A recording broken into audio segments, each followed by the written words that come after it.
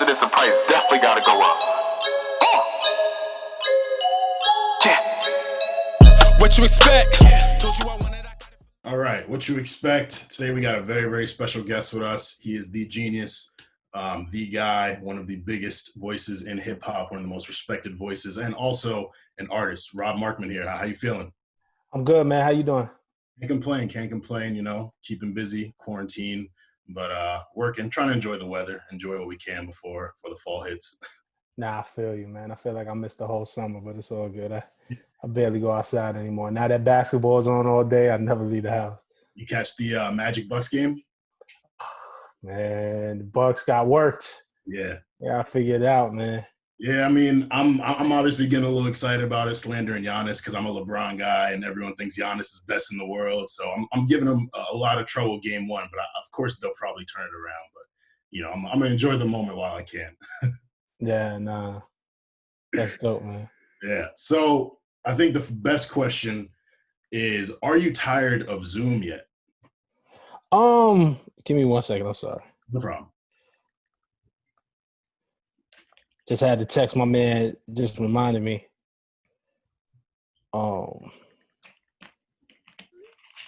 Had to text my man Dame Lillard and let him know. We rooting for him, man. I'm rooting for Dame. Am I tired of Zoom yet? Nah, it's cool. I'm cool with it. Look, Zoom is a tool for me for, you know, I tape my show for the record. Yeah. Via Zoom. So, you know, there's nothing like being with a person like face to face and doing an interview. But Zoom's the next best thing right now, and so I'll take it. So I'm grateful for it. I'll never forsake Zoom. I feel you. Yeah, I've done birthday parties and weddings and mad stuff through Zoom. You see how creative you can really get in these very limited times. And Genius obviously hasn't seemed to miss a beat. So what was the adjustment process like for you all with COVID happening and realizing you have to go full digital? You know, we had to adjust like everybody else had to adjust. But you know, the thing about us is that I think really worked in our favor is we're always on. You know, if you take our show Verified, for example, that's a daily show.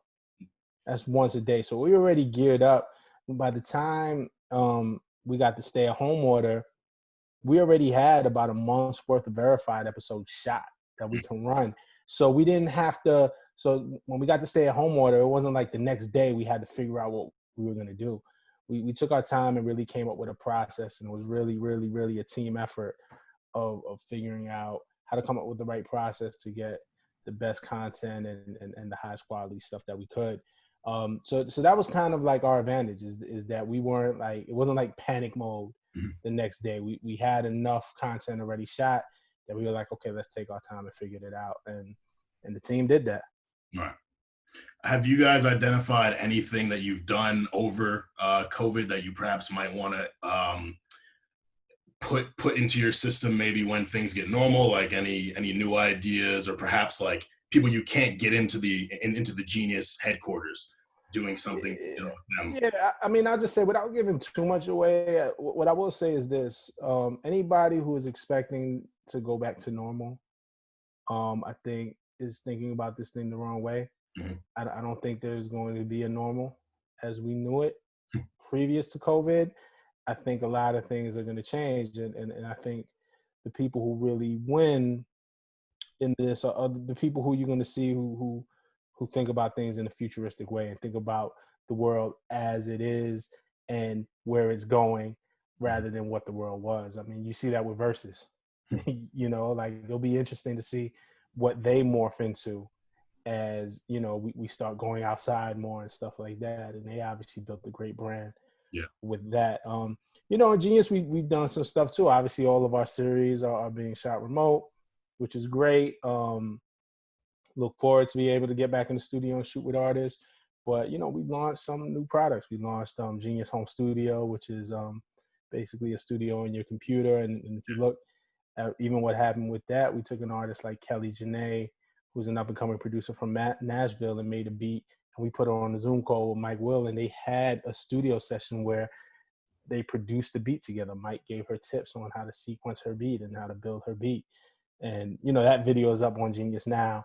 So, we're able to still work and build new products. Genius Home Studio is the new product. And, but think about it in different ways. So we took an up and coming producer and paired her with Mike Will, and they were still able to work, even though we had to be social distance. And then in the beginning of July, we did a Genius Live concert with Wiz Khalifa from his backyard. Like, that was fun and new and different for us. So, we're going to look to expand on those ideas as well. Word. You mentioned verses. I gotta ask, as a hip hop genius, hip hop nerd, fellow hip hop nerd, what's been some of your favorite battles? I really liked my favorite ones. It's a bunch. I'm trying to think. They all run together now. The Beanie Man and Bouncy Killer verses was dope, just because I was raised. I'm from Flatbush, Brooklyn, which is heavy West Indian. All my first parties that I went to were dance hall parties, were reggae parties, were bashments. And, I think with them being in the same, I think that was the first time we seen the artists in the same room. Yep. And it really had like a sound clash culture, and it really kind of felt authentic. That felt like the closest to actually like being outside. Yeah. I love the Babyface Teddy Riley one. Like, listen, man, like, we got some classic moments from that. Just being a New York guy, I really love Fab and Kiss, and it's going so far past the battle aspect of it. Mm-hmm. And it's the entertainment aspect of it. It's like, just to see Kiss having a good time and we don't see Kiss like that. Yeah. You know what I'm saying? So yeah, no, I enjoyed that one. The Dream one was funny with Sean Garrett. That was just like Dream's just playing golf while Sean Garrett is like apologizing. Like, I don't want us to forget the early ones. I know they grown and the production value has come up so much, but there was something about those early ones with the internet stalling out and the memes that we got from it and the jokes. It was just a good time. Yeah, man. The versus battles have brought up some conversations, some kind of frustrating. People have been kind of trying to decide what a hit is and how to determine what a hit is. And some people say it's the numbers. Some people say it's the conversation and the feeling when you're outside. For some people, it's just songs that they personally really enjoy. So for you, as both an artist and a journalist in 2020, seeing how hip hop has evolved, has what you would consider a hit changed for you over time? Yeah, well, I think what's considering a hit is being changed over time just because the barriers are breaking down. We're starting to find that Billboard is a list. It's a construct. Mm-hmm. Who came up with this mathematical equation that this many streams plus this many YouTubes plus this many radio spins equals a hit? Like, it's a construct of a company.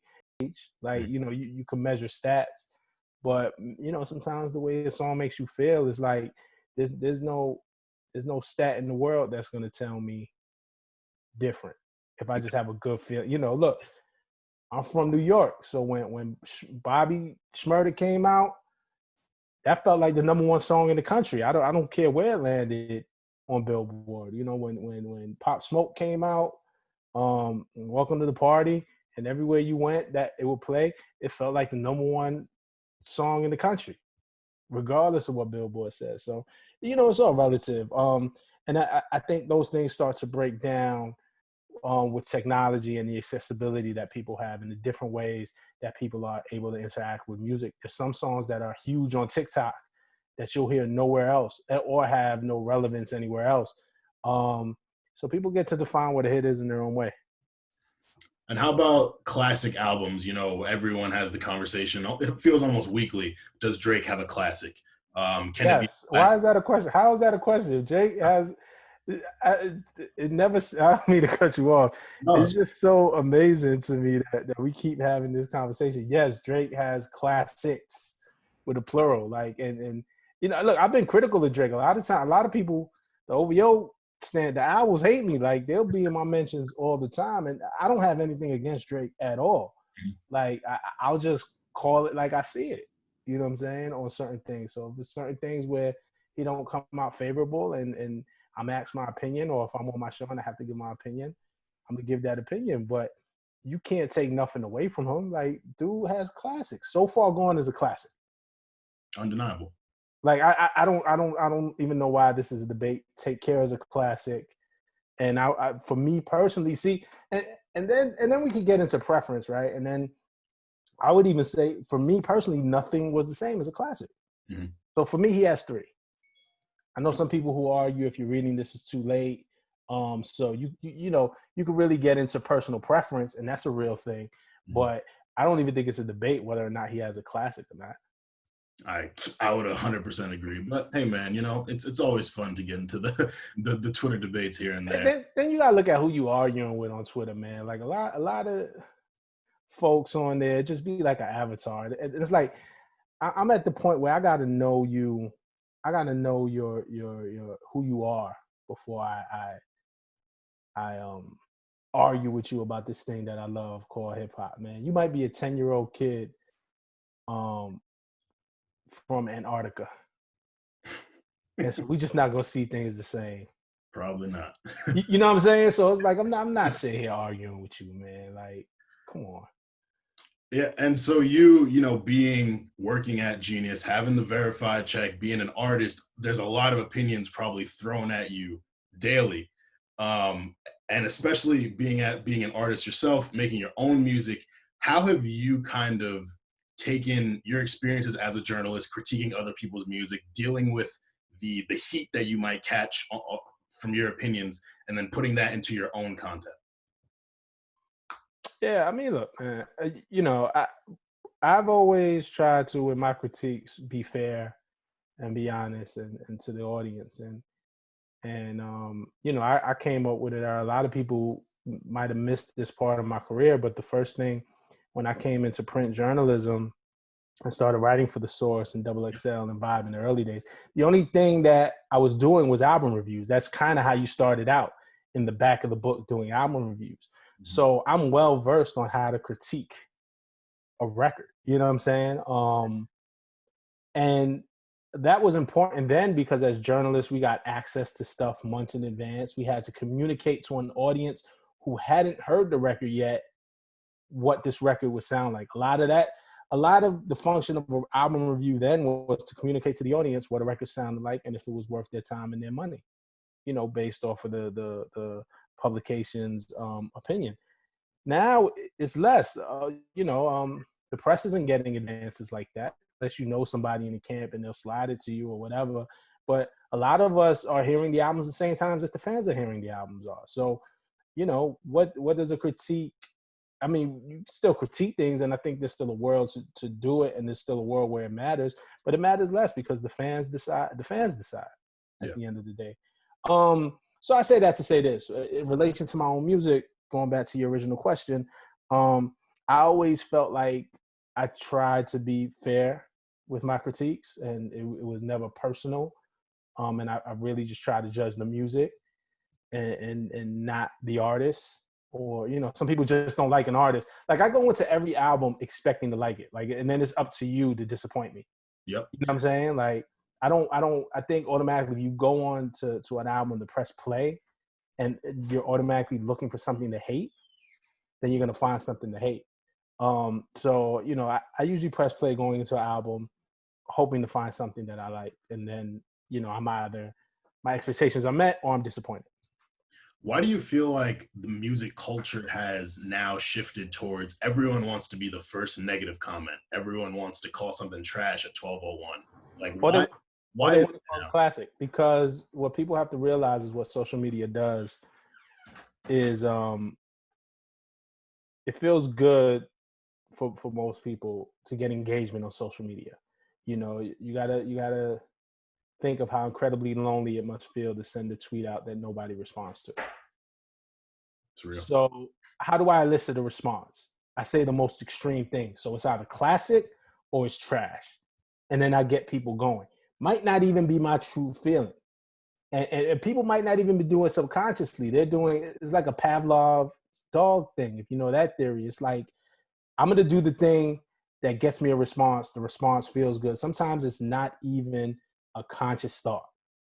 I'm writing classic because I'm conditioned to write classic, because if I write classic, I'm going to get a bunch of responses. I'm writing trash because I'm going to get a bunch of responses, you know, and some of them are not even hearing it. Some of it is just trolling, because now the thing is like, how could you review an album at 12:01? It just came out. So they just do it to get people upset. You know what I'm saying? So you don't take any of that seriously. A lot of people aren't doing it to fairly critique or to have a real opinion, or that they have some real insight to put out. Like, social media is a democratization. It's free. Mhm. And, you know, getting engagement feels good. So people are going to tweet things that get them engagement. Like, that is as simple as that. You know what I mean? So I kind of asked how your journalism career has helped your artistry. Do you feel like your artistry has helped you as a journalist at all? Yeah. Yeah, definitely. I mean, because I've always created, even before I was a journalist. And, um, I've said this before, Daytwan Thomas, who was the head of Vibe magazine, used to be for a brief stint the editor-in-chief at Double XL when I was there.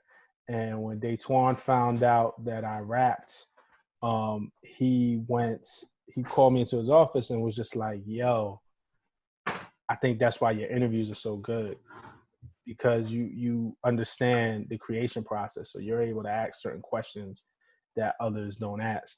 So I always think like having an artistic mind helped fuel like my journalism career, and help me maybe relate to artists better. Even if I didn't have the same success that they had with my music, I at least kind of knew what it was like to create something from nothing. So yeah, it's definitely helped. How do you measure your success, both as an artist, as a journalist? I mean, you've talked to so many people that people would love to interview, and then I'm sure you could probably get any verse you want at this point. So, Nah. nah? Mm-mm. Uh, well, that's a couple part question, right? How do I measure success? I measure it by impact. I think because the standards of measurement change, right? Like, obviously, I'm publishing my interviews to YouTube, so the more views that I have on an interview, the more successful it is. And in a business sense, that is very true. And views and traffic are important. But sometimes I've had some really dope conversations, or some important conversations, or some things that I hold dear that didn't get as many views. But I'll get somebody to come up and be like, yo, I love that interview you did, or it impacted me this way, or inspired me to do this. So ultimately, that's how I measure it. And it's the same thing with my music. Like, my music, um, I don't have to lie to anybody. I don't have to front. I don't believe in that anybody could go on Spotify and see what my numbers are. You know what I'm saying? Like, it's not the most popular stuff that's out. It's a fact. Um, but that's not my end goal anyway. And they'll come, and there's a lot of groundwork that has to be done to get the numbers up. That's not to say I don't look at numbers. I don't look at traffic. I spend a portion every night analyzing what my Spotify plays were, what my Apple plays were. Um, Feature FM, which is the link that I use to send stuff out, and where can I get engagement, and what cities are listening to me, and where can I grow, and who are the other artists that people who listen to me listen to. Maybe I can collaborate with them. I'm doing all types of that stuff, but it's not more important to me than making the best music that I make, that I feel like is a reflection of me, and making an impact. So the thing that don't show up in the stat sheet are the DMs that I get from people who say, damn, I heard your music and it inspired me to do this.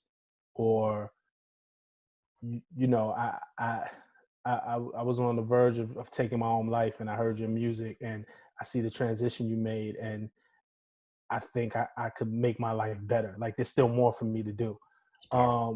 Getting those type of messages are just deeper than the stat sheet for me. So I measure in that way as well. The question about getting a verse from anybody I want, I don't know if that's true. Like, I think it's probably still weird for people, for other artists who have known me for so long, to see me as an artist or see me as a peer. Like, I don't know. I'm not. in their head. Some of them do, but you know, some don't. I don't know. You know what I'm saying? Like, I also think it's beneficial. People be like, "Yo, would it be beneficial?" People kind of do what benefits them, Yeah. more so than what benefits the art. I'm in the right now. I'm in the business of making dope art Mhm. and art that I love, and with that comes collaborating with people that I think have a like mind. So I have been getting a lot of collaborations. A lot of them are for MCs on the come up, MCs that you haven't heard of, and probably not some of the most popular people. Mhm. Because I can't chase anybody for a verse. That's another thing too. It's been hard. Like I won't, like, either you want to do it or you don't. You know what I'm saying? Like I can't do the runaround on me personally. Just because I got so much other shit to do. I'm not like a full-time artist, so I can't. And I've been releasing music on the 1st and 15th of every month, so I got deadlines I have to hit. Again, for my artistic thing, it's like I can't wait for this verse to come in. So this record's going out one way or another. You know what I mean? Have you had any moments where it's been tough to balance both your artistry and your journalism? Mm, yeah. There's been times when it's been tough. I'll say this too. I want to go back. Shout out to Styles P. Styles P is probably the one, and I've worked with a few rappers, but probably the most successful of the rappers and the guy that I looked up to, the most established guy in the game, and that was the easiest collaboration to put together. Mm. And it just made sense, man. That works like a machine. Yeah, no, it was amazing the way that came together. We did a song called Next Check, also with my man Chris Streets, produced by my man Not, and that just came together so beautifully. So I always salute Styles P for that. You said there have been times when it's been hard. Yeah, it's been times when it's hard. You know, I think because it could conflict. You know what I'm saying? If you let it, and you know, I've had people try to trade me like, "Yo, if you get me a look on Genius, then I could do this for you." And I'm like, I can't do that. Like, that's not. You know, the thing about Genius is, yeah, I'm one of the heads at Genius. Like, I'm a VP over there, but I work with a team, and I work on a team. So I can't do anything that undermines the team. Right. That just goes against everything. Then things start to crumble. You know what I'm saying? So this is not my thing to parlay. I gotta, when I'm on Genius time, I gotta do what makes sense for Genius, Right. because that's what I signed up for, and I believe in it.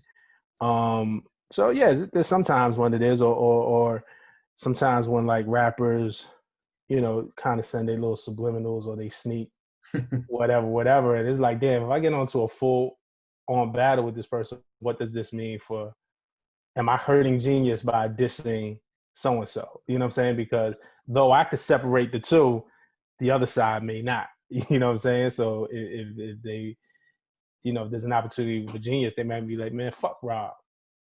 And they may mean fuck Rob, but then then it ends up being fuck Genius. Yeah. And that's not fair either. Like it's really having that wherewithal and that mindset of, you know, I represent something bigger than myself too. And not to be a company guy, nothing like that. What I'm talking about is that there are people who work at Genius, whose livelihoods depend on Genius, who, when we sit in meetings planning what we're going to do, like we're doing this together. So you can't be a cowboy either and go out there for self, you know what I'm saying, or put anything that jeopardizes the hard work that people put in. Mm-hmm. So I'm always cognizant of stuff like that. Word. You mentioned working with up-and-coming artists. I'm cool with Twandan from Englewood, New Jersey. I saw he tweeted that you guys got something coming soon. And then your most recent song, Love Language, you gave a look to Sin, who said that she wanted to start rapping. And I remember your rollout for It's Too Late at the Wake. You know, you were big on giving flowers to people and just showing love. Yeah. And I thought that was dope within the rap community, especially after Nipsey passed, but just generally it's something that we need to do. And that's something that you always do in every interview and just generally on social media. So how did that become so important to you, and how have you maintained that attitude despite how negative, you know, the world can get? I mean, I get a lot of shit for that. Like there's a lot of people, like if you look around, like people with big platforms who use that against me, or just, you know, general like Twitter hate or whatever. When I'm out there giving flowers, but I mean, it starts with this. I think hip hop, and I've always said this. I think hip hop is the best when it's community based. It's communal. This is our thing. You know what I'm saying? And before a record label got involved, before any media company got involved, hip hop was our thing that we started or our parents started. You know what I'm saying? For a new generation or our uncles and our aunts. This is our thing.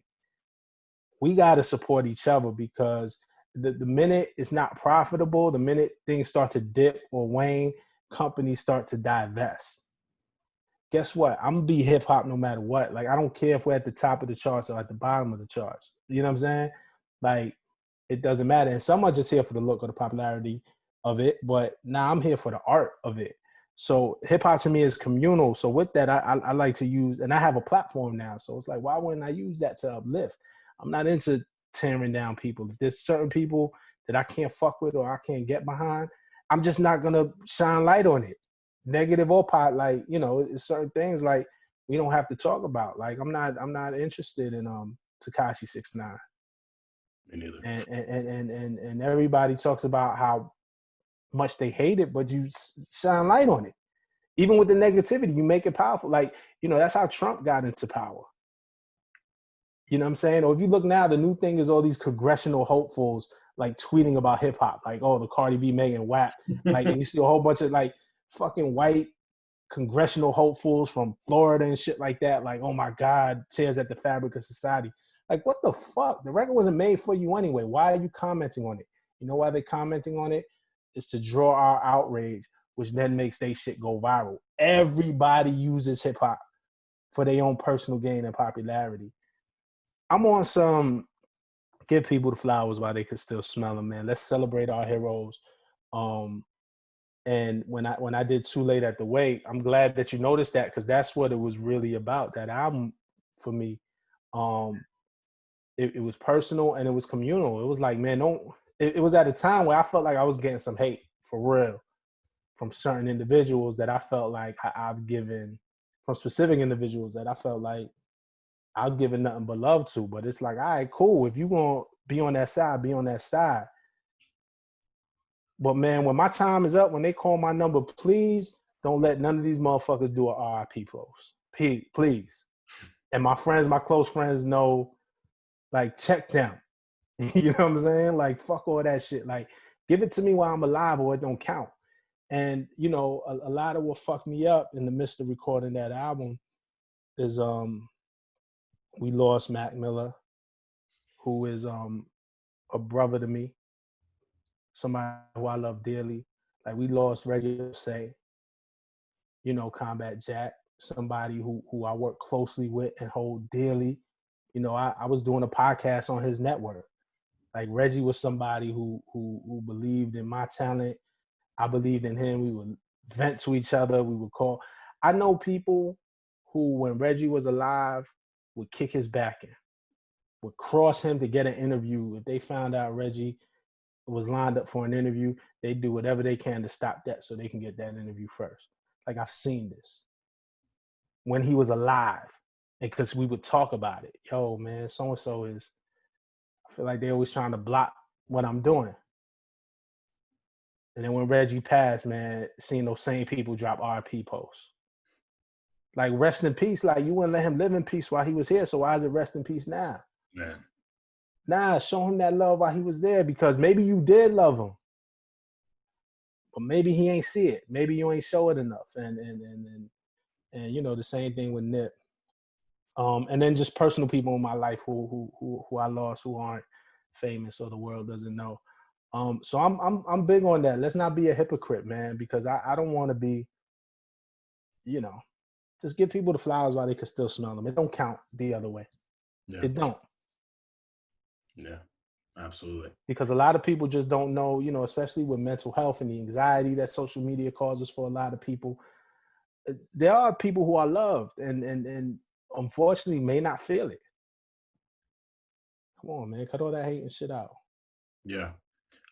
When you recorded the Things on My Head freestyle, I got a chance to check it out. It was powerful. It felt very personal. All the What things on my mind, thoughts on my mind. sorry, lose my mind.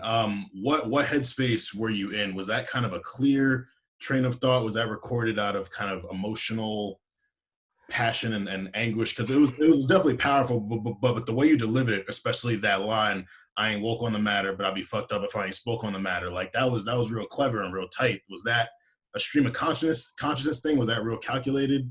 It wasn't calculated. It was really kind of done in the moment. It was raw. Even if you look, the beat wasn't even that. Devious Minds, who produced that, I don't even think Devious would have allowed me to put that out unless the subject matter was what it was, because the beat wasn't really finished. It was a simple loop, like that's not what Devious does. Like Devious is a real producer. He'll go in, he'll program a certain way. It was really just an idea of a beat that he hadn't finished. And D made me a loop. So pardon us too if it's underproduced. Like I felt like that was important to say because I wanted to represent him as an artist. But it was to capture the feeling, obviously seeing what's going on in the world where, first it starts, obviously the stress that we feel with COVID and the stay-at-home order, but when we started to learn about the case of and the death and the killing and the murder of Ahmaud Arbery, the stress of that, and then a few weeks later, we see George Floyd, and we all see George Floyd being murdered, and then Breonna Taylor, and then just the civil unrest and the call for justice. I just felt like it was important for me to say, and I don't know if people expect it from me. I don't really know what people think of me, but I kind of grew up in that. My dad is pretty progressive. I grew up like going to protests all the time. My dad was heavily involved in like the labor union, and my dad is white. You know what I'm saying? My dad is Jewish, and my mom is black. My mom is Puerto Rican, so I'm mixed, and I think sometimes people don't know what to make of me because my last name is Markman. I look super Puerto Rican. There's a lot of people who don't recognize, and when I say a lot of people, Latinos and non-Latinos who don't recognize the blackness in Latinx people. You know what I'm saying? Like Puerto Ricans are black, and Puerto Ricans can also be white. Yeah. And then you can also have a family that's super blended in both. It's not like a hard concept, but I think people don't recognize it. So I don't know what people kind of expected from me, but it was just something that felt important for me to say. And I didn't know how people were going to take it. I didn't know what impact it would have, but it was just important for me to say. And especially, those last lines of, a black woman made me and a black woman made her. So where would I be if they gave up? Yeah. It was just important. It felt silly to kind of make music about anything else at that time. And, I've been finding, and I've also took it as a responsibility on myself to find time and pockets to really speak more socially about what's going on with my music. And, I think with it, I kind of speak from a very neighborhood level, from a block level, and from a very personal level, which is all systemic. So it all relates and rolls up. But, just want to create space to have more of that conversation with my music. How have you felt about the protest music that, rappers like Lil Baby, Meek Mill, Trey Songz put out a song? How have you felt about the songs that they've put out? And then people have kind of been calling on rappers, kind of trying to force their hand to say something. And we've been having conversations about the responsibility of rappers in social justice. So, do you feel like you had to say something, or you have to say something if you're a rapper? Nah, I felt like I wanted to say something. You know what I'm saying? I just felt like it was just how I was feeling.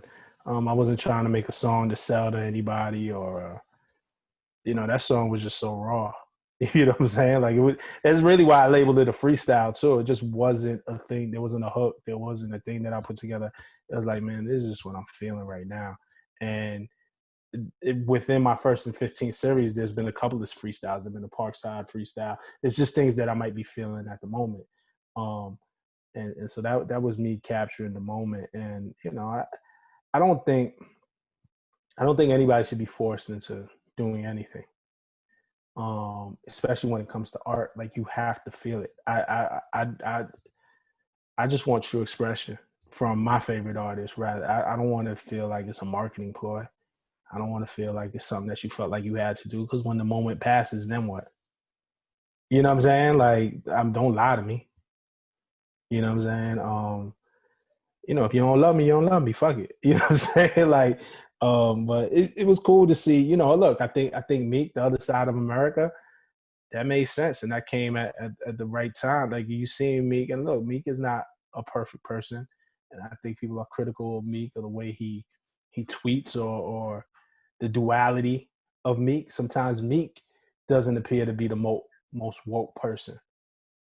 But I don't think he's ever claimed to be. Meek is just giving you his experience. Like, and I think for us to expect Meek to be something that he's not is a little disingenuous too. Meek is going to speak based off of his experience and move off of his experience. Prison reform is very important to him because based off of his experience. And I think it's great that he's using his platform in that way. And then, but people kind of feel like, oh, well, okay, because Meek is woke on prison reform, then they expect him to walk this kind of saint line or this straight line with everything else in his life. And that's just not realistic. Like, he's a human being like you are, you know what I'm saying? And I think all these artists, or like any artist, like, they're just people, dog. Like, Meek is just a guy. You know what I'm saying? And I think it's unfortunate that these heightened expectations get placed on rappers and celebrities just because they're so visible. It's like, oh, if you're not posting you donating something, then we assume you're not doing anything. And Drake spoke on the Rap Radar interview with Elliot Wilson and B-Dot. Shout out to them. He spoke about how, sometimes rappers will feel pressured to post something. They'll post and then they'll never do anything again. But there are people out who are actually in the community doing things, but because it's not visible, people assume it's not happening. And again, it's just an unfortunate reality of how we're prone to think negatively first. That's something that really frustrates me. Yeah. And again, and you got to think about how you live your life. Like, when people were also like about the protests and who was and wasn't protesting, like, I'm not worried about that. I'm worried about me. I'm worried about what am I doing? You know what I'm saying? I look, I do think that at the same time, I do think there's a responsibility. I do think there are people in this world, in this business, who profit off of Black art and stay remarkably silent during matters like these. And so I say that to say, like, I mean, sometimes people need to get called out. Yeah, you know what I'm saying? Absolutely. Like, I do think there's a real problem with, like, if you relate it back to Meek is going to speak to what's important to him. Prison reform is important to him, and justice. And I think he stepped up to the plate as I would expect him to. And I don't think it was forced. I don't think you forced Meek to do that. I think he is thinking about this every day. How could he not? He's a Black man in America. Yeah. I said this about Lil Baby too. We might not have heard that side of Lil Baby before when we heard the bigger picture, but you'd be a fool to feel like it never crossed his mind. It was never a conversation amongst his circle. He's a Black man in America. How could he not face these things every day? So when he makes music about it, but there are a lot of white artists in hip hop who profit off of it, off the style, and get their swag for Black artists and this and that, and stay remarkably silent. When it's time to speak up, there's a lot of companies, white companies and stuff like that, who profit off of hip hop and stay remarkably silent. What about all these companies who when it was the back-to-back battle, you had all of these fast food companies and everybody jumping in to do a tweet to go viral to it, but then when there's Black Lives Matter, y'all stay silent. Yep. Like, fuck out of here, and I seen things like Russ. Russ made a shirt and donated. I don't want to get the number wrong, so, and I'm not pocket watching, but him and Kid Super, I think, made a shirt and donated. And these are two white guys, you know what I'm saying, who know that they're profit off of Black art and they're inspired by Black art. And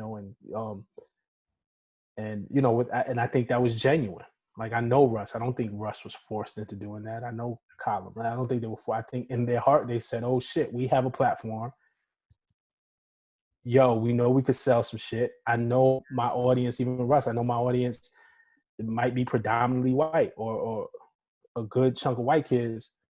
okay, let me start messaging stuff so they know exactly where I stand, and so they get the message too, because they're the ones who need to hear it. Because it's white people who are gonna, like, black people didn't make these circumstances the way they were. Yeah. It's a white construct. Yeah. So it's on white people to change it too. So, you know, and so I think from an artist like Russ, it's very genuine, and he stepped to the plate, and they donated a sizable amount of money. So, like, you got to tip your hat to that. But, you know, there was a bunch of other white artists who were silent. Yeah. It's noticeable. It's very noticeable. Yeah. Okay. So this conversation kind of took a more serious turn. So I want to jump into some more lively stuff. 2020 musically, I expect it to be a pretty big year. I've still been pretty happy with a lot of the releases that have come out. What have been some of your favorite albums to come out this year? Wow. Royce the 5'9's The Allegory. Yep. Is a terrific album. I love that album. Mac Miller's Circles, rest in peace. It was just amazing to see how much Mac was growing as a musician. And on Royce too, right? Just looking at Royce's growth, looking at where he started and what he's really using his music to say. The Allegory had some deep messages and things that I think people really need to hear, and you know, came even before all this current civil unrest, because the problems that are here, I mean, we talk about George Floyd, we talk about Breonna Taylor as two catalysts for this current movement and moment that we're in, but these problems always existed. Like, you know what I'm saying? Like, the list just goes on. Those two, I really like West Side Gun, Pray for Paris. Really dope album. I'm really right now into this new Amine album, Limbo. Yeah. I'm trying to think. There's a few more. Russ came out this year, right? Shake the Snow Globe came out this year. Yep, February, I believe. So yeah, that was one that I was fucking with. There's a couple. Those are the off the top of my head that I remember. I know I'm missing some. I'm kind of looking at my thing now, but I know I'm missing some. You got any R&B soul albums that you've been messing with this year? Lil Baby's album. How could I forget? Like, Lil Baby, I think Lil Baby is also album of the year contender. Definitely. And I was really, really pleased with the Juice WRLD album and how it came out. I think they represented him, and the team over there represented Juice the right way. Absolutely. R&B joints. You know what? I haven't really super been in my R&B bag lately. Oh, Wale also, the Imperfect Storm, the EP. I think that was brilliant, because if you know who Wale is, like, he approached that to sit in the moment of, again, where we were at with protests and being out in the street and COVID, but he did it in a very human way, in a very, like, everyman way. It wasn't angry, and it could have been. He could have been well within his right to be angry. I think it just tackled the complexities of our feelings around this, of, like, still trying to live our life and still trying to find love and still trying, like, in the midst of all of this madness. Man, I think it was so understated what he did with that album. And I hope people it really kind of sinks in, because I think it might be one of his most relatable bodies of work. R&B wise, I really like the Kehlani album. Yeah, man, that's probably my favorite. And Janae. Janae was good. Yeah. The women been doing it. I wrote about Summer last year. Snow Allegra, obviously. Yeah. Her, I can't wait for her album. Summer Walker's really been blowing up. There are people. It's an interesting discussion. I don't want to get. I'll throw it out anyway. There's some people who feel like Summer Walker has taken SZA's spot. Now, I credit that to the fact SZA hasn't released in a while. Right. But I've tried to see what they mean by that.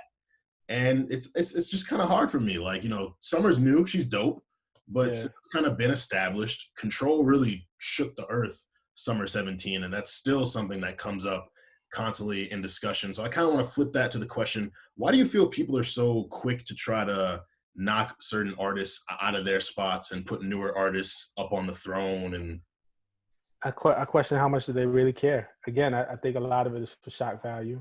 I think a lot of it is like, I question, first of all, I question where those opinions come from. A lot of times when they come from Twitter, I'm like, well, who's behind the avatar? Because a lot of times it's not the real person's face. Are they one of us? Yeah. Because in a world where we're trying to carve out more space for Black artists to exist in a very authentic way, why are we chopping them down? Because SZA hasn't released anything. So automatically we need a new SZA. You know, look, and part of it, and the other, and that's the very like philosophical part of it. Part of it is just like, look, we like to talk shit too. So you talk shit and you get a stir out of people. But it's a fine line, especially with social media. Like there's certain barbershop conversations that I won't have on social media. Like it's cool in the barbershop amongst 10 or 15 of my friends, but I know I have a platform, so I have a responsibility with the way I talk. And it's not about a relationship or this or that. It's like, yo, certain shit could be fucking hurtful. Mm-hmm. Like it's with Summer, and when you talk about with Summer and SZA, both two women who have been very vocal about their struggles. You know, we've seen them at heights and we've seen them at lows, you know, when you speak about confidence. So I don't want to say anything to tear that down, first and foremost. Why can't they coexist? Why can't we have two? Exactly. Like, why we can't have two? Yeah. Like, and you know, that's some, you know, part of it is because, and they're not hip hop per se, but within the hip hop sphere is very competitive. Yeah. It's a very competitive genre. We're very competitive people, but man, don't do that. Yeah. Like, you know what I'm saying? But whatever, man. People gonna do what they do anyway. Like, I can't. Who knows why? Like, why wouldn't you want? I want a great album from Summer, and I want one from SZA. Yeah. And so I could have two. You know, I never understood. Also, the meme when you look at it, like the memes, the one's gotta go. One's gotta go. Why? Why?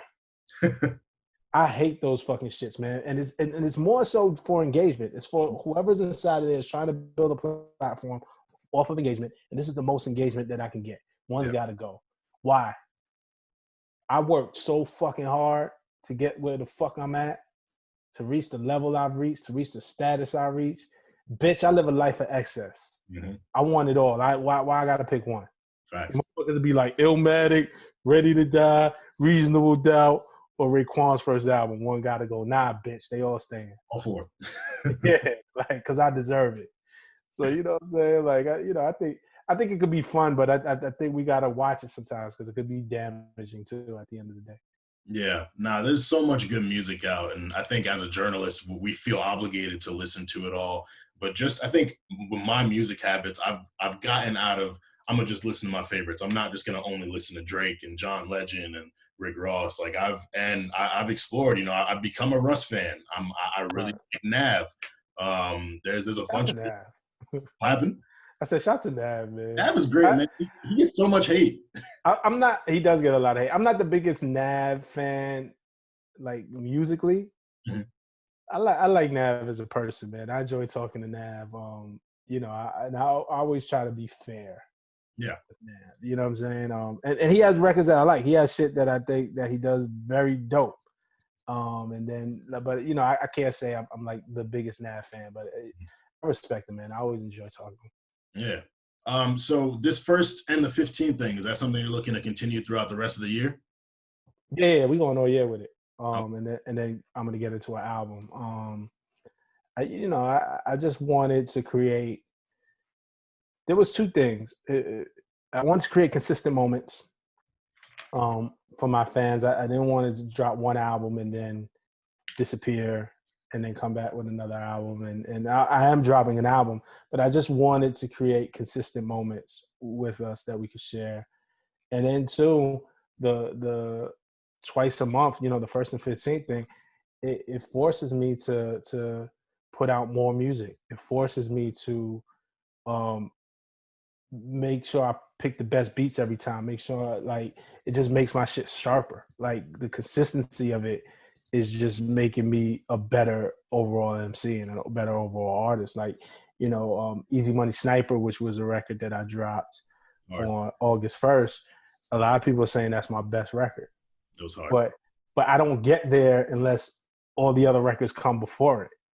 And now the job is like, okay, how do I top Easy Money Sniper?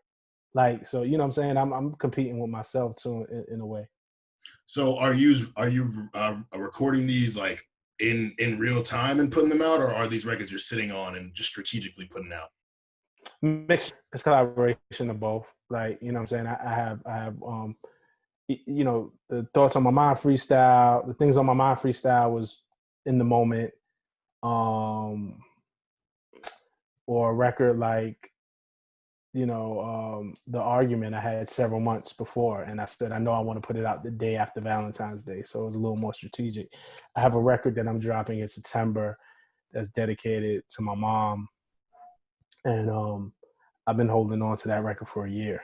Wow. You know, so it's a mix of things, you know what I mean? So some of it is in the moment, some of it is just when the timing feels right. Mm-hmm.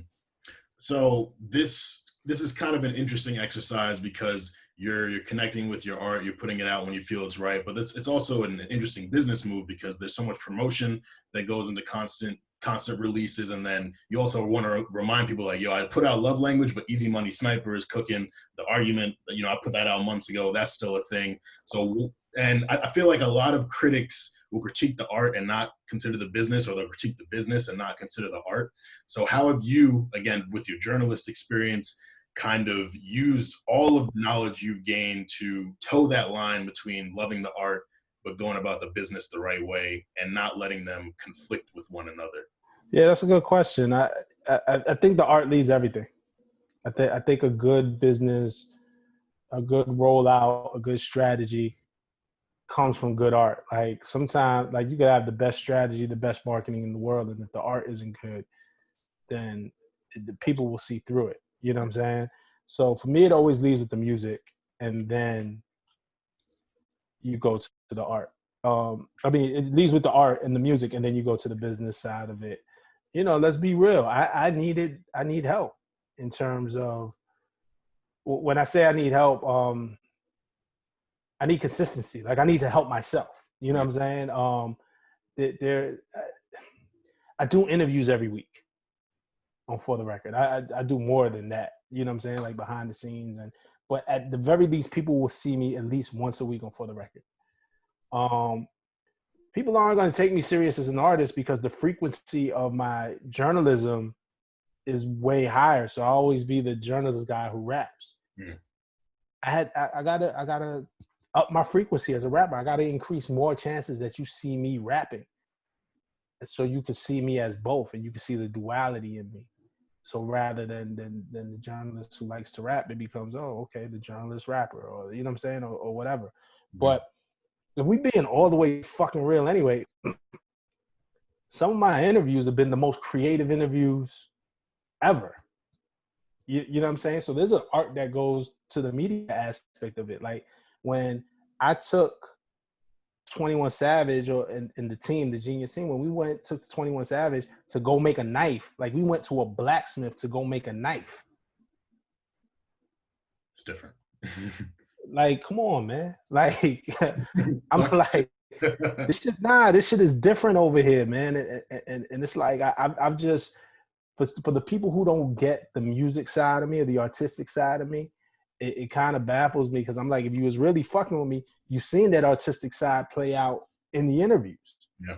You know what I'm saying? I'm the guy when I was at MTV, and Post to Be was out, Omarion, Janae, and Chris Brown. I took Janae to the grocery store. We did an interview in the grocery store. Why? Because she had the lyric, "Eat the booty like groceries." Mm-hmm. It was the best lyric that year. It was the lyric that everybody remembered for that year. And I said, yo, let's go do this interview in the grocery store. You know what I'm saying? Like, I've always been on this creative shit with my interviews. It was never just about sitting down with somebody or whatever. So, you know, the creativity's always been there. What do you, and you've done a horde of interviews, so I'm sure this is probably a question you get a lot and might be a difficult one to answer. What was the most significant conversation you've had, and who was it with? I mean, I'd still probably say it's a lot because we've done a lot of genius. I would still say the thing I'm most known for. Oh, there's two actually. The Wiz Khalifa Tell All the Dice interview, which baffles me because I love it, but people only got snippets. There was such small snippet. That was a 2-hour conversation cut up, and the way that piece of art had resonated with people and the interviews alongside it, and the way people tell me how much they love that shit still to this day is amazing. And then in 2015, I did a interview with Kendrick Lamar for MTV after To Pimp a Butterfly, and I thought that was pretty significant. I had people tweeting me from different places in Africa, like, yo, I'm watching your interview right now in Africa. I've never been to Africa, and that shit kind of took me back. I'm like, wow, my work is traveling to places that I physically haven't been, but in some way I'm impacting that. And then somebody had left me a note. It was funny. They said, yo, one day somebody's going to cut up your interview with Kendrick and use it for their album. Like Kendrick cut up that interview with Tupac and used it for his album. And I was like, oh, that'd be crazy.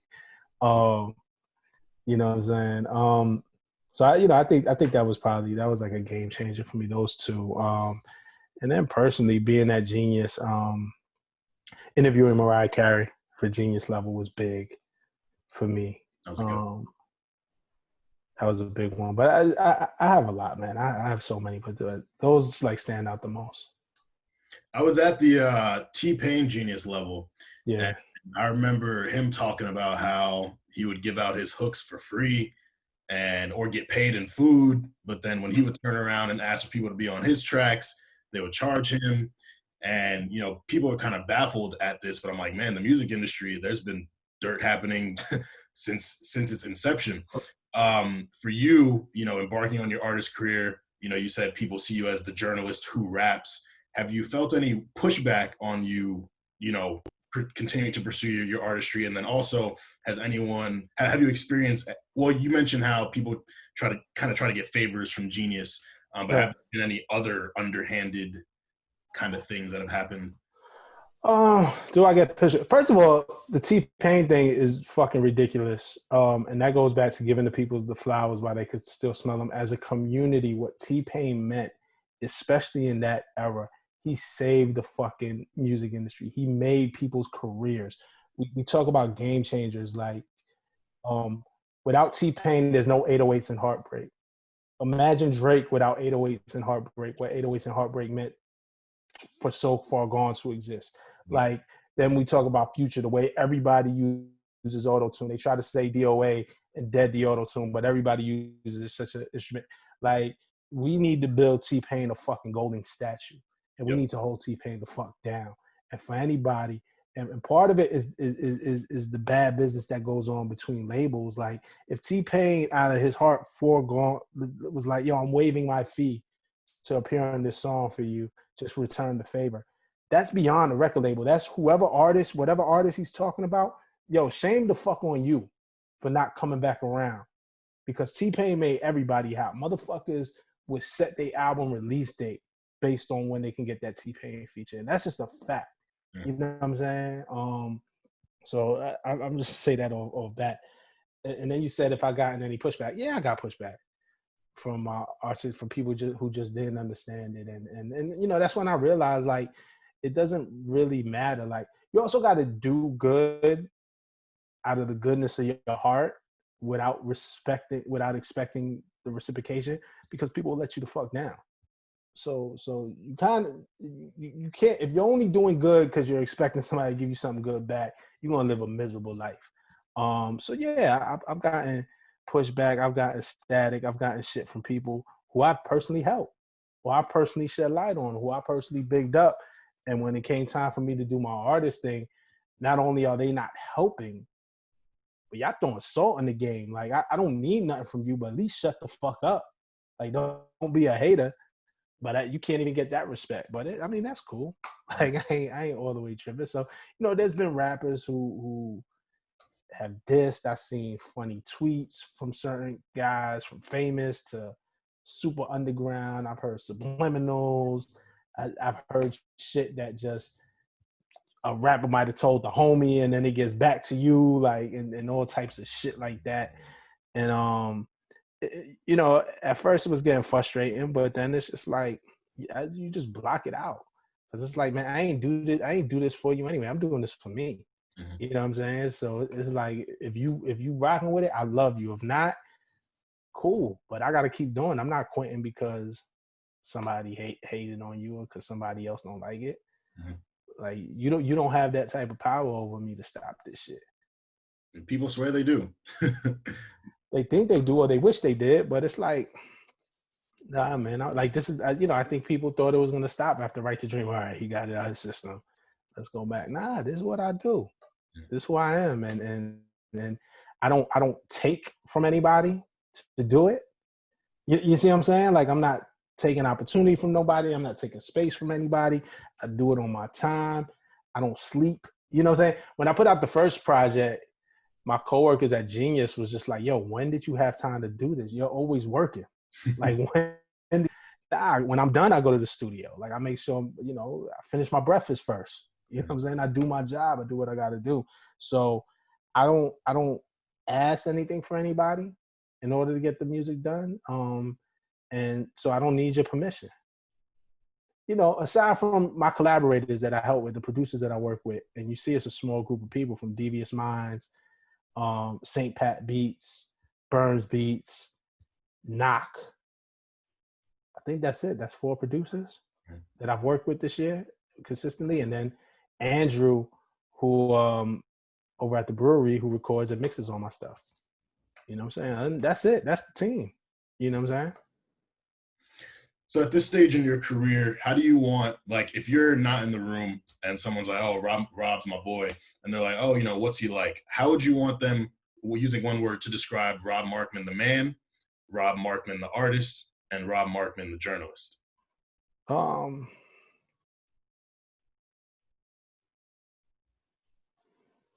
As the man, I just want people to say that I was fair. You know what I'm saying?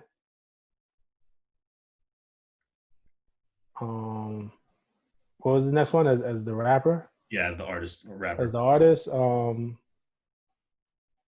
inspirational. If I had my way, you know. And as a journalist, okay, let's do this another way. Let's say, as the man, I like for people to say I was a good person. Good person. Okay. As the artist, inspirational, and as the journalist, fair. I like that. Probably. But then I don't really give a fuck what they say. Right? It's like, fuck it, man. Yeah. So 2021, you said you're getting into album mode. Now, album mode 2020. I'm coming this year. album mode. So 2021, we're just gonna get the album. No, you're gonna get the album in 2020. Oh, okay. Yeah, album is coming this year, and then 2021 is gonna be is definitely another album coming 2021. Like, this is just not gonna stop. I don't want to give it all away, but there's an absolute album coming this year, and then there's gonna be another project coming next year. Like, there's gonna be, you know, I might take a January off, and you know, it's right back to it. And in the process of this now 3rd album project, what do you feel as an artist that you've improved upon from Right to Dream and It's Too Late at the Wake? Yeah. I think definitely from Right to Dream. I listened to Right to Dream. I think the execution got better. I think I found my pocket better. I think it's just a more comfortability on the beat, and with the music, saying what I want to say and bending words to fit to what I want to say. So yeah, I think that's what got better. Probably, you know, if I had to sum it up, it's the pocket. It's the right pocket on that end. I think I'm making better music. You know what I mean? And building a story, which I'm proud of. Last question. How many people do you usually have? I know you said you work with like 4 producers. Prior to your music coming out, how many people do you have listen to it and get critiques, if at all? It's a small group. It's just like be friends. Because you know the worst thing for me sometimes I hate it because I get it too. Look, I try all the time. People, yo, can you hit me with? Yo, send me the record. Yo, can you let me know what you think? Yo, can you let me know what you think? So you get hit up too many times with too many people. Listening to music starts to feel like a chore. Yes. And sometimes I can't give you my opinion at the moment because I might not be in the mood to listen. But if I sat on it for a while and then I listen, I could kind of really give you real good feedback. But it's hard when everybody's just – so I don't send it to a lot of people for that reason, especially any friends that I have in the industry. Like, yo, can you listen to this and tell me what you think? Because also from the artist, the worst thing, and I know it, I recognize it, is sending it and then not hearing back from that person. It's like, God damn. Like, that shit sucked. Yeah. Oh, I'd rather you hit me back and say that you didn't like it, but not hearing nothing. It's just like, oh, Jesus Christ. Like, so I don't send it to that many people. What I started doing is when I had Easy Money Sniper, I knew I had something special. Mm-hmm. And what I did was I tweeted it out and I teased it a little bit. And I said, yo, whoever wants to hear the record from a fan perspective, like people who just fuck with me, who fuck with the music, I don't need the industry. I don't need nobody from a label. I don't need no artist. Whoever just wants to hear the record for the sake of hearing a record before it comes out that nobody else has, send me an email. And, you know, about 100 people right there of that tweet sent me the email, and I sent the record out. And I've kept in touch with all of those people. And they got the record before anybody else. So there'll be a group of people who will just get records from me before anybody else gets it. And that's cool. And you know, that's me building a base and building a community around my music that has nothing to do with the record industry. And that's probably the most exciting part for me because, you know, these are like real people. These are everyday people. Like rappers aren't fans of music. Like there's artists, up and coming artists, like they'll tweet artists their music and this and that. And of course there's opportunities that could come from that. But artists are artists. They're not necessarily fans of music. Like if you're rapping and if you're making music just to impress other artists, you will live an unfulfilled existence. Mm-hmm. You know, the music is for real people. So you got to find your base. You got to find your people. Yeah, I know a lot of rappers. Yeah, I could send my record to a bunch of people. But those will never be my fans. When it comes time to do shows, they're not buying tickets to the show. You got to comp those guys. Yeah.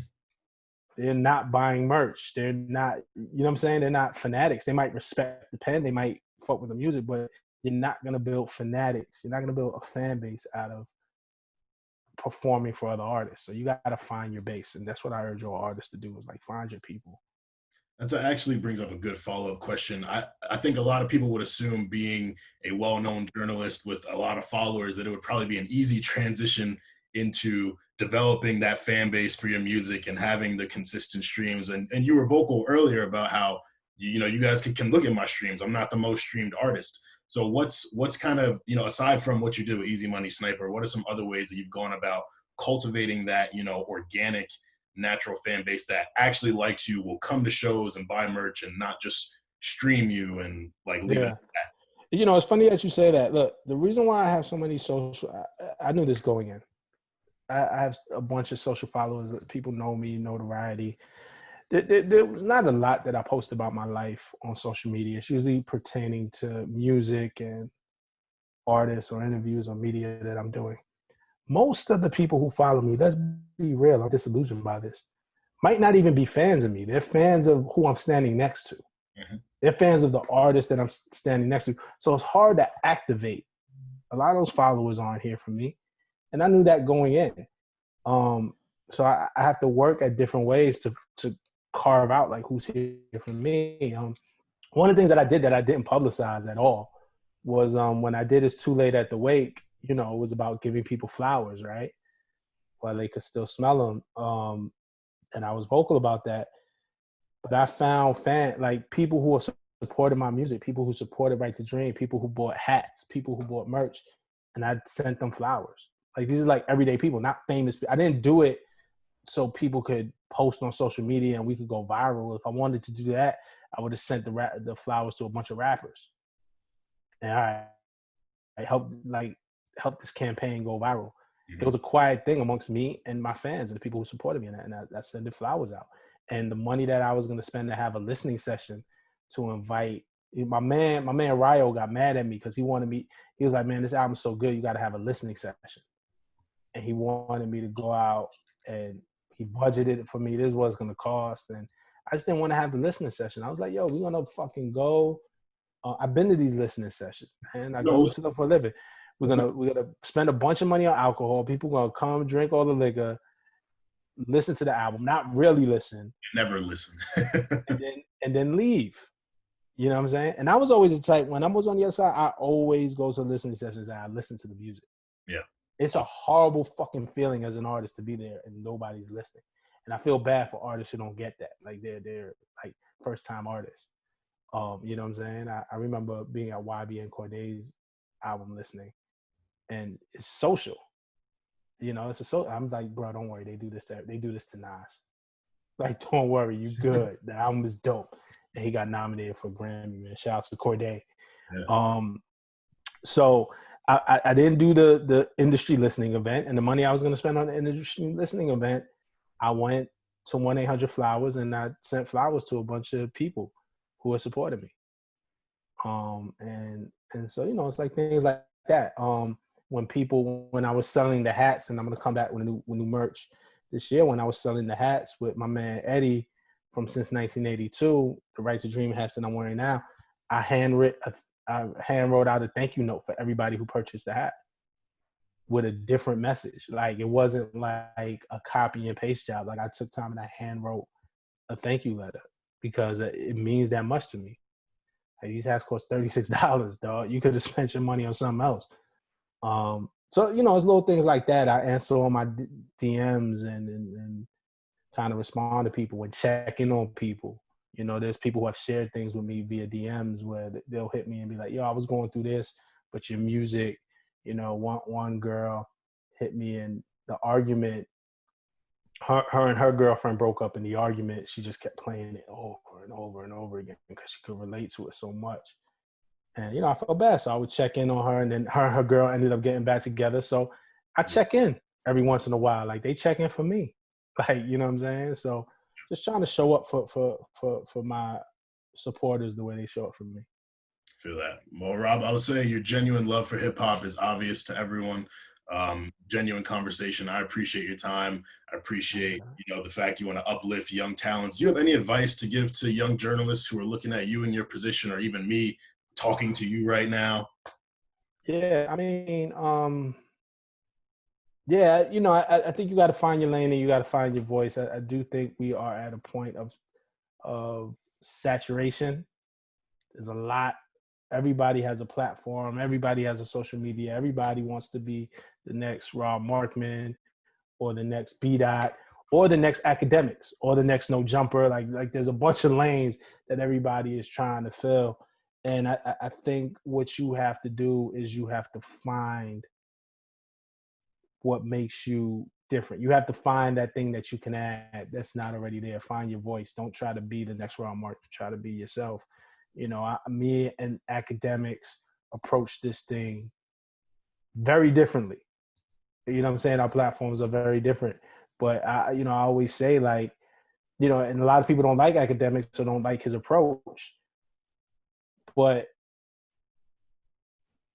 if it wasn't Academics, if it wasn't that guy, like that specific guy doing that, there will be somebody else doing that, because there was a lane for what he does and how he approaches it that nobody saw, and he picked up that lane and he went there. So I desensitize myself from it, and I don't make it personal. Like, oh, I don't like this guy. I'm just like, we approach shit different. I wouldn't do things the way Academics does things. And he wouldn't do things the way I do things. It was just he has a very specific thing he's going for, and I have a very specific thing I'm going for. And some people like it. Some people like me. Some people like him. You know what I'm saying? So that's how you kind of look at it. Like, which lane are you going to fill? Who are you going to be? Who are you going to serve? Who are you going to speak to? Know your audience and build your audience. And that's where the success comes from. And just make sure it's true to you, because you're going to have to do it 1,000 times. You know what I'm saying? I've been doing this 15 years, so you got to love it. Like, if you're going to get tired over a year because you don't make it to B.dot status in a year, then just hang it up. Like, you got to put in. Mm-hmm. You know what I'm saying? And so that's it. You know what I'm saying? Yeah. Awesome. Well, again, Rob, really appreciate your time.